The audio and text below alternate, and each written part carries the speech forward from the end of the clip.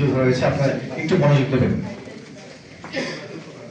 আপনারা জানেন যে সুজন দীর্ঘদিন ধরে বাংলাদেশে একটি শক্তিশালী নির্বাচন ব্যবস্থা, একটি স্বাধীন নির্বাচন কমিশন এবং গণতন্ত্রকে সুদৃঢ় করবার জন্য দীর্ঘদিন ধরে কাজ করে যাচ্ছে। তারই ধারাবাহিকতায় আপনারা জানেন যে 5 আগস্ট পরবর্তী সময়ে বর্তমান সরকার যে সংস্কার কমিশনগুলো করেছে তার মধ্যে অন্যতম একটি নির্বাচন সংস্কার কমিশন। তার প্রধান হাঙ্গার প্রজেক্টের সম্মানিত ডক্টর বদিউল আলম মজুমদার, তারা ইতিমধ্যেই বাংলাদেশের নির্বাচনী ব্যবস্থাকে ঢেলে সাজাবার জন্য আধুনিক যুগোপযোগী এবং স্বাধীন শক্তিশালী নির্বাচন কাঠামো গড়ে তোলবার জন্য একটি সুপারিশমালা ইতিমধ্যে সরকারকে জমা দিয়েছেন। আমাদের আগামী ত্রয়োদশ জাতীয় সংসদ নির্বাচনে যাতে একটি সুন্দর সুষ্ঠু পরিবেশে অনুষ্ঠিত হয় সে ব্যাপারে সুজন কাজ করছে। আমরা সমাজের একটা দায়িত্বশীল মানুষ হিসাবে, সচেতন নাগরিক হিসাবে আমরা আমাদের দায়িত্ব পালন করব, সঠিক সৎ যোগ্য মানুষকে নির্বাচিত করব যাতে গণতন্ত্রের উত্তরণ সহজ হয়। আজকের এই গোল টেবিল বৈঠকে আমি সুজনের যে ধারণাপত্র সেটি পড়ছি। আমি অনুরোধ আপনাদের সকলকে অনুরোধ করবো আমরা একটু মনোযোগ দেওয়ার জন্য। ধারণা দিয়ে আগামী দিনের জন্য নাগরিক হিসাবে তরুণদের গড়ে তোলার কোনো বিকল্প নেই। আমরা জানি যে ভোটাধিকার প্রয়োগেও একটি গুরুত্বপূর্ণ নাগরিক দায়িত্ব। অন্তর্বর্তীকালীন সরকার এবং বাংলাদেশ নির্বাচন কমিশনের ঘোষণা অনুযায়ী 2026 সালের ফেব্রুয়ারি মাসের প্রথমার্ধে ত্রয়োদশ জাতীয় সংসদ নির্বাচন অনুষ্ঠিত হওয়ার কথা রয়েছে। তরুণ সমাজ সহ এদেশের সিংহভাগ নাগরিক দীর্ঘদিন থেকে ভোটাধিকার বঞ্চিত। স্বাভাবিকভাবেই ধারণা করা যায় যে ব্যাপক সংখ্যক তরুণ এবারে জাতীয় নির্বাচনে প্রথমবারের মতো ভোটাধিকার প্রয়োগ করবে। জীবনে প্রথমবার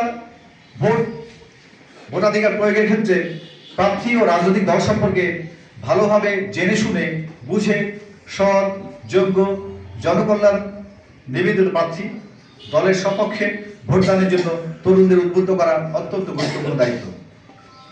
সেই গুরুত্বের বিষয়টি বিবেচনায় নিয়ে তরুণদের মধ্যে নির্বাচন, গণতন্ত্র সহ বিভিন্ন বিষয়ে জানার আগ্রহ সৃষ্টি করা, তাদের মেধা ও মননে বিকশিত করা এবং নাগরিক চেতনাবোধে জাগ্রত করে আগামী দিনের যোগ্য নাগরিক হিসেবে গড়ে তোলার উদ্যোগ একান্ত জরুরি। অপশাসন বা আপনি জুলুম, নির্যাতন, শাসন, যেমন দুঃশাসন হয় না, দুঃশাসনটা টর্চার, অপ্রেসড করা, বা আপনি অটোক্রেসি বলেন বা অথরিটিয়ান বলেন আর যা কিছুই বলেন, ফ্যাসিস্ট বলেন, বিস্তারিত আছে। তো মূলত হচ্ছে শাসন। যেমন আমরা আইনঙ্গনে আছি, যেমন অনেকেই বলে যে ন্যায় বিচার বলে কিছু নেই, বিচার মানেই ন্যায় বিচারটাই। আর যদি বিচার সেখানে না হয় তাহলে ধরে নিতে হবে অবিচার হচ্ছে। তো আরেকটা জিনিস সেটা হচ্ছে যেটা বলছে সুশাসনের জন্য নাগরিকের জন্য সুশাসন বা শাসন, যেটা বলে নাগরিকের জন্য শাসন। এখন শাসন বিষয়টা কি সেটা একটু বলবো। তো তার আগে আপনাদের আজকে যেটা সাবজেক্ট যে বলছেন যে কি বলে যে আপনারা নির্বাচনকে সুষ্ঠু দেখতে চান, ইনক্লুসিভ দেখতে চান, এই যে বিষয়টা। তো বর্তমান যে আরেকটা আমাদের সহসভাপতি মহোদয় উনি বক্তব্য বলেছেন স্বাধীন নির্বাচন কমিশন সব বরাবরই স্বাধীন ছিল, কিন্তু প্রশ্ন হচ্ছে যে নির্বাচন কমিশনকে যারা অপারেট করেছে তারা স্বাধীনতা অনুযায়ী তারা কাজ করতে পারেনি।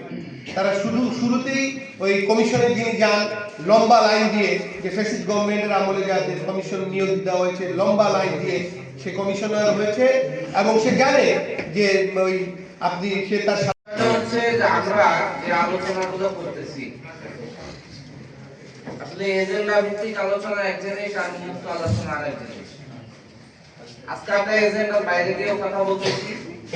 যাই হোক, আমি এটাকে ওয়েলকাম করছি এই কারণে যে আমাদের আলোচনা সমালোচনার মাধ্যমে একটা সমাধান বের হয়ে আসবে।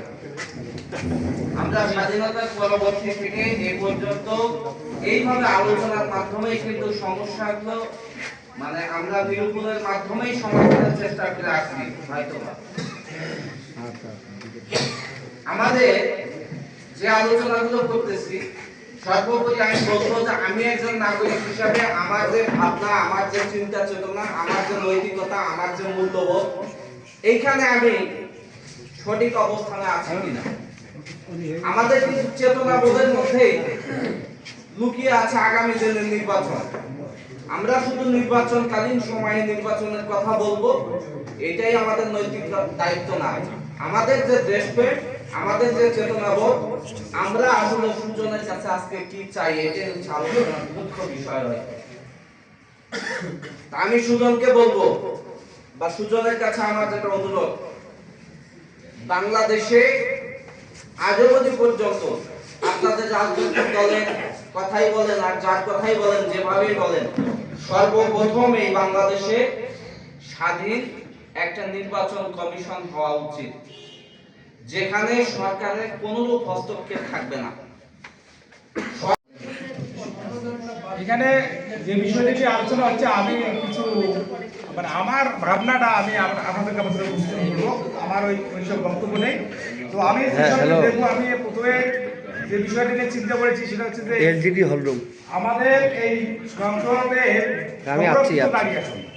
আমি বলবো আমাদের দেশে নারীদের সংখ্যা কিন্তু তুলনামূলক দেখিতে পুরুষদের ভোটারের থেকে নারীদের ভোটার সংখ্যা অনেক ক্ষেত্রে অনেক জায়গায় বেশি। এই ক্ষেত্রে আমি বলবো যে নারীদের সরাসরি ভোটে অংশগ্রহণের মাধ্যমে এখানে প্রতিনিধিত্ব নির্ধারণ করা উচিত বলে আমি মনে করি। এবং আমি মনে করি এখানে অনেক নারী আছেন, আমি মনে করি আপনারা যদি মনে করেন এবং আপনারা 300 আসনেই কিন্তু নারীরা জয়লাভ করতে পারেন, কিন্তু আপনাদের জন্য এইটা কাজ করতে হবে এবং আপনাদের মঙ্গলের জন্য কাজ করবে, এটা বলছি। আর 2 নম্বর হলো ভোটে অর্থের যথেষ্ট ব্যবহার। এই বিষয়টা নিশ্চিত করতে চাচ্ছি আমি কীভাবে করা যায়।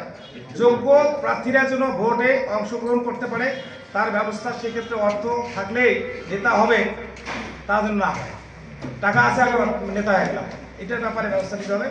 শিক্ষাগত যোগ্যতাকে প্রাধান্য দেওয়ার কারণ, যেহেতু সাংসদরা আইন পরিণত হবে, সেক্ষেত্রে শিক্ষাগত যোগ্যতা অধিক গুরুত্বপূর্ণ বলে আমি মনে করি।